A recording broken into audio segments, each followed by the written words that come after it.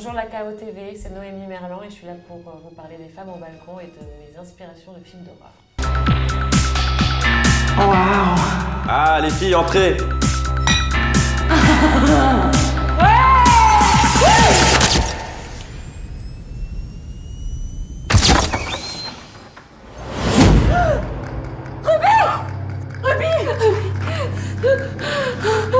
Mais qu'est-ce qui s'est passé?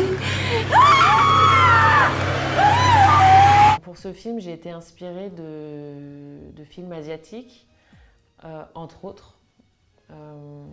Par exemple, Ichi the Killer, parce que dans ce film, je l'avais vu quand j'étais jeune, mais il m'avait énormément marqué, parce que c'est un film qui, pour moi, s'autorise tout. Il va très loin. Il va trop loin, il frise parfois même le mauvais goût et c'est ça que j'aime dans le sens où même les couleurs, je sais qu'il y a énormément de couleurs, il y a des personnages qui en font des caisses, qui sont presque dans la caricature. Il y a des mouvements de caméra qui sont, c'est très stylisé quoi, mais qui sont aussi en même temps complètement libres.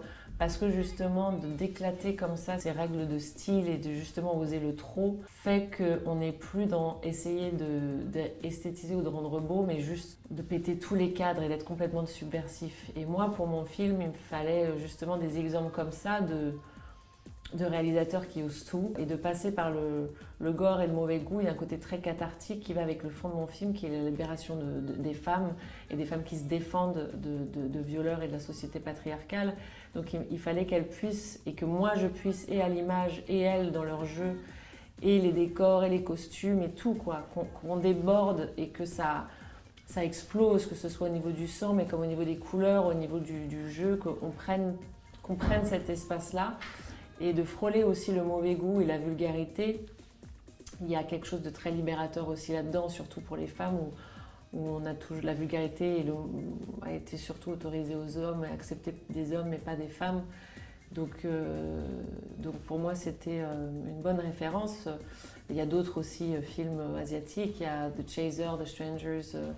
The Strangers, c'est marrant parce que ça m'a donné l'idée des proutes dans le film, parce qu'il y a aussi des proutes, on a Marilyn Monroe qui pète quand même. Parce qu'il y a cette scène au commissariat avec ces flics qui sont toujours représentés complètement un peu débiles dans ces films.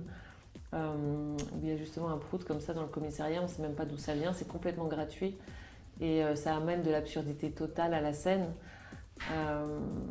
Donc voilà, et puis il y a cette manière, cette facilité dans ces films à mélanger les genres, que ce soit justement l'humour, même dans Parasite de Bong Joon-ho, que ce soit l'humour et le gore et l'absurde qui sont en permanence, on jongle en permanence avec tous ces styles, même parfois plus dramatiques, et on ose jouer de manière presque caricaturale.